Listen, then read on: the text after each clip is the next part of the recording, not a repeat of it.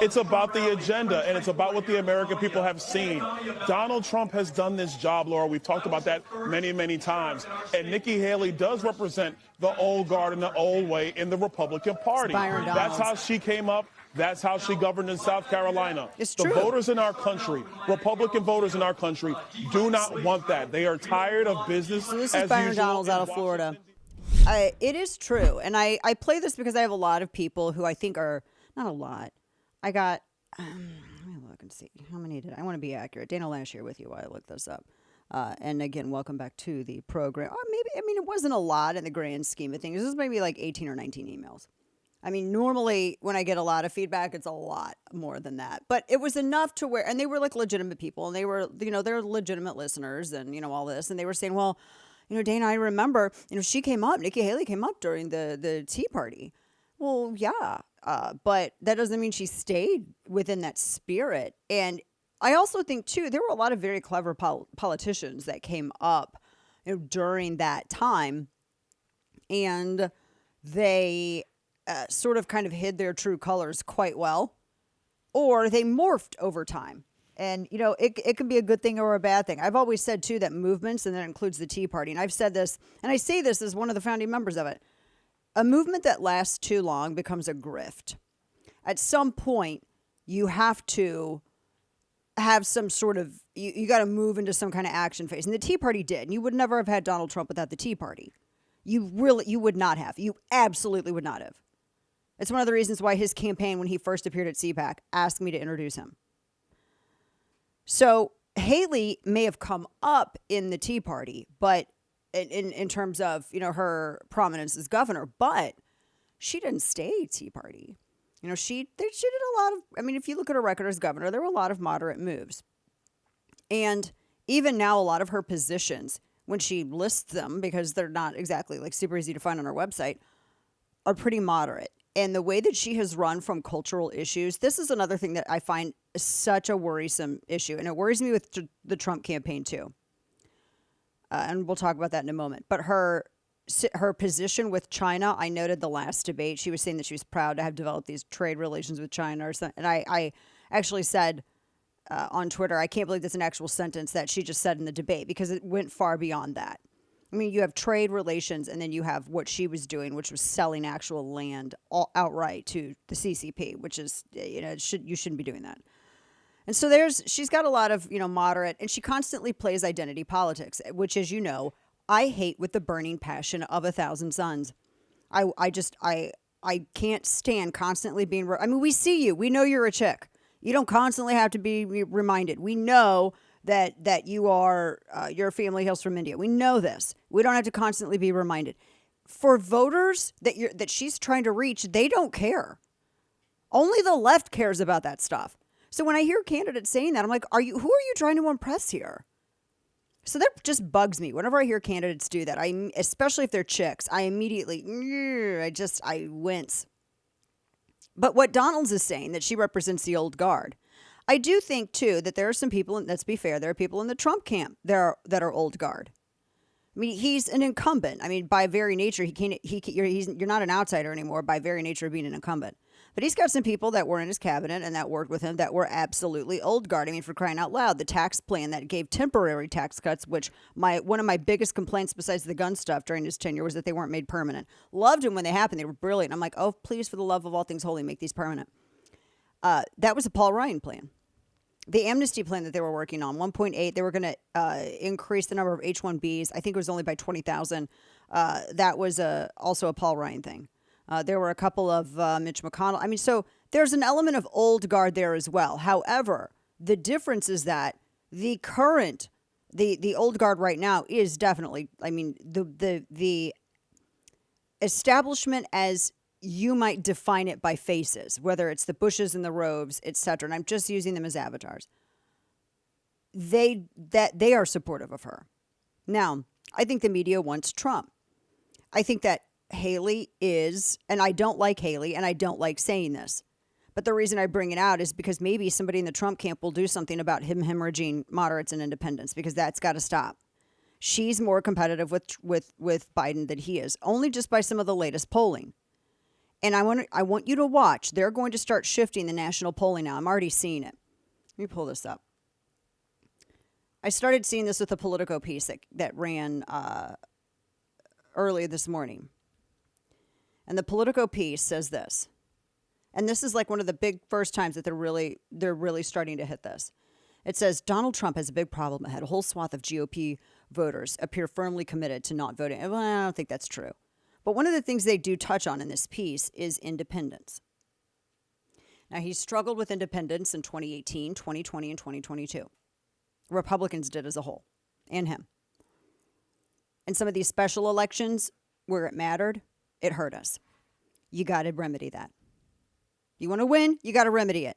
It does you no good to make up stories to help yourself fall asleep better at night about your candidate that only contributes to you losing everything for the nation in November. If you want to win, you have to admit these truths that are indisputable, and you have to fix them. People who are serious about winning and putting America first will be honest, admit them, and fix them.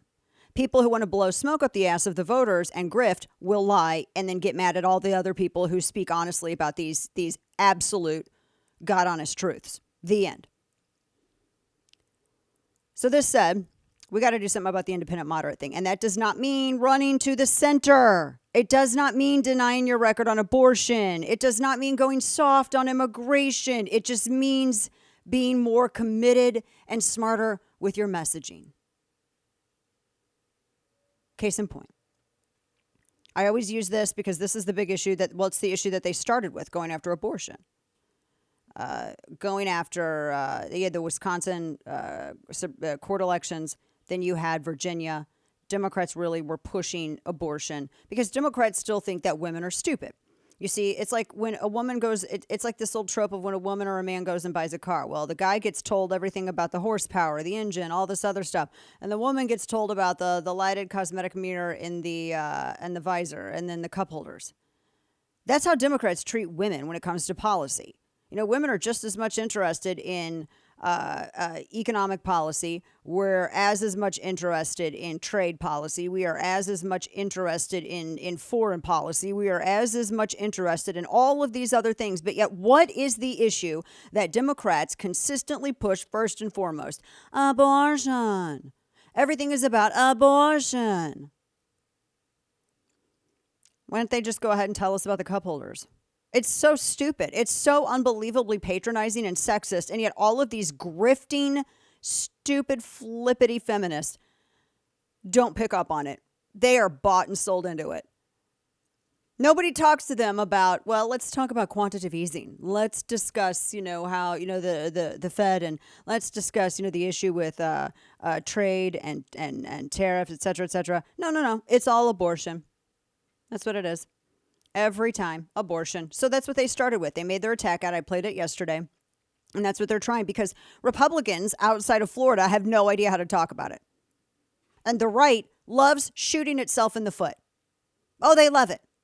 The right is so stupid on strategy sometimes I could scream and pull my hair out in yours too. It's infuriating. In Florida, this is what they did. Because they had, they signed a 15-week ban. And this is how they accurately and very forthright, without using any of the trappings of political narrative massaging, they just outright said exactly what it was. This is what you're talking about, going on the heels of the bill that was in the Senate, co-sponsored by every Democrat in the Senate. What they presented it as was taxpayer-funded abortion on demand up till the moment of birth. And that's exactly what that bill was, by the way. I am not exaggerating. I read the damn thing. It is exactly that, verbatim. And they accurately they message this. Do you want to be paying for abortion as a form of birth control for someone else's sexual recreation up till the moment of birth? This is what's happening. This is what we're moving to. How long does it take a woman to decide whether or not she wants to keep her baby? And then they think that women are stupid, and that other women who haven't had babies, or men, they think that they're all dumb enough to say, oh, well, they have to be able to have access. They have to be able. Women go to OBGYNs. They go and see their obstetricians. They're not like sitting around waiting until the 8th month of pregnancy. I guess I better just go into Planned Parenthood. According to Planned Parenthood's own statistics, the majority of women who are getting abortions are older middle-class women that have more than one child already, or they have a child already. It is a form of birth control. And that's where they make all their fat bank. That's why Planned Parenthood opposed birth control over the counter, too, by the way, because they wanted to be the ultimate control over that. They fought Republicans tooth and nail 2 times over that. Democrats helped them because Democrats get all their money from Planned Parenthood. We give taxpayer dollars to Planned Parenthood. Planned Parenthood then turns around and donates it to Democrats. A la we are donating to Democrats through our taxpayer dollars. Yay, taxes, blank the IRS. Hey. So this is the reality of it. And this is what Democrats are pushing. Abortion. Trump already tried to maneuver to the middle on this. He needs to embrace and get really smart. He needs to get smarter people to help message him. He's got to get better people on this. He's the Roe v. Wade president. He was in office with Dobbs versus Jackson Women's Health. How are you not claiming that as a win? Why are you trying to run from that? I don't care how hardcore pro-life you are. If you are for limited government, then you should be like, all right, ladies, if you're not going to keep your knees kissed, then you better assume responsibility for the consequences of what may happen. It's not our responsibility to pay for y'all's stuff. That's not empowered woman. That's just a glorified form of prostitution. Going to your pimp daddy, Uncle Sam, can you help pay for my abortion? They've got to get better at messaging this. And they should look, if they weren't so terrified of saying, well, Florida did a good job because they're afraid it might leak over into some kind of compliment for DeSantis, they should just totally copy and paste that and steal it outright and do it. That's the messaging to have. Because you know what? It didn't hurt Republicans in Florida. Democrats were voting for Republicans in Florida. Y'all, they took Miami Beach. They took Miami. They took Miami-Dade. They took Palm Beach County. These are 2 counties that have never gone Republican before, and they took them. There were Democrats, lifelong Democrats voting for Republicans in Florida, a swing state that is now no longer a swing state. Maybe take a clue. That's how the party should be messaging about this nationwide. That is a swing state. They're not a super conservative state. I'm so tired of everyone like, well, Florida is not like New York. The hell, look. A lot of New Yorkers went there. It's a swing state. Copy and paste. He needs to not run to the middle because when you water down conservatism at the ballot, it doesn't move. People won't vote for it. Every single election, this has happened every single time. That is the number one thing people need to hold the line on.